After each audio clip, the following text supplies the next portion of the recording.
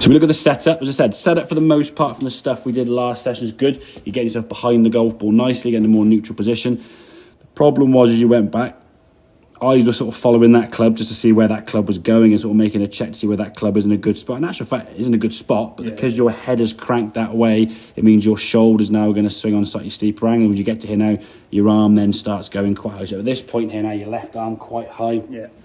And that now has created the over-the-top sensation. But what you then do on the way down is you go, oh, I'm a bit too steep, I'm over the top, I'm slicing it.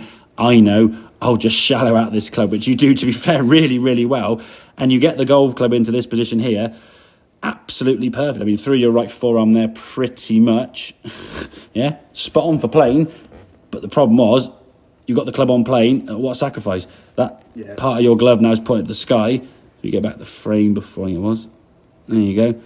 As the club sort of getting sort of down, but sort of in line with the target. The back of your left hand now is just pointing up the sky. So you've just got the club face now in such an open position that it's just going to send the ball left to right, unless you then spin your shoulders way left, which is what we're doing on the wall drill there, or roll your hands over, something you said you try to do for you to try and fix that slice. So you've got to feel now those two parts of your body just getting behind you, okay? Get your right shoulder and right hip taking the club away, keeping your head putting down to where the ball would be so you can rotate better, get the arm working a little bit flatter. So when you start back down now, you'll still drop the club slightly on the inside. We don't need to worry about doing it too much. And we get to that similar sort of spot.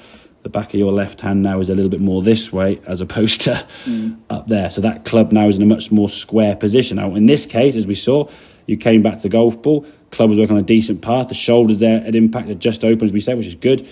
Ball started off just left of target, but because you've been used to using your hands and that flicking with the hands, the ball just started too high left and turned off to the left there. But once you see enough golf balls repeatedly over and over going this way, this way, this way, your brain's going to go, well, hang on a second, I don't want to go that way. I want to go more on sort of this green line and get it going more like that. And the reasons why you've done that with your swing, because you saw a golf ball doing, not quite that, but there you go, doing that, all right, curving off to the right. So when people see a ball curving left to right, they're going to put usually one of three things in place to fix that.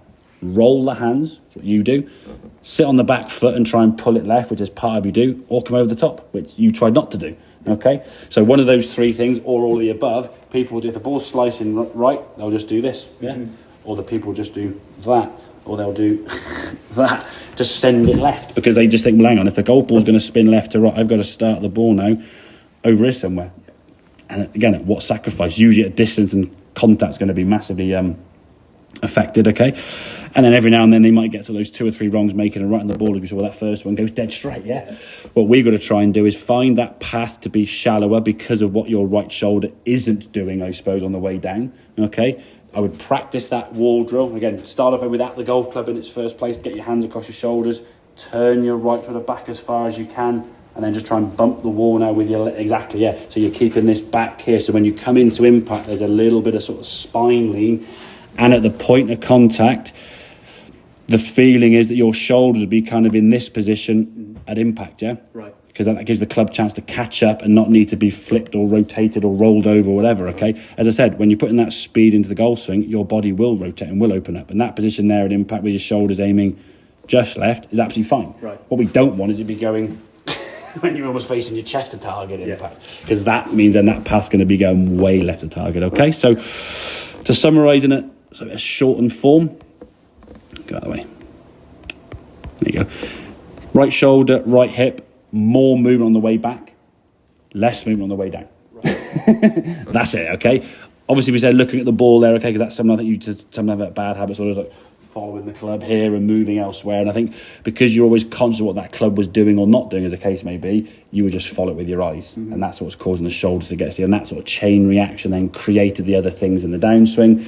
You said you felt you were too steep, but potentially you would have been in the positions before. You try to get less steep, but again, at the sacrifice of your left hand getting that club face wide open. And then when the face is open, you try and fix it. Okay, mate? Yeah. Make sense? Makes sense. Very good.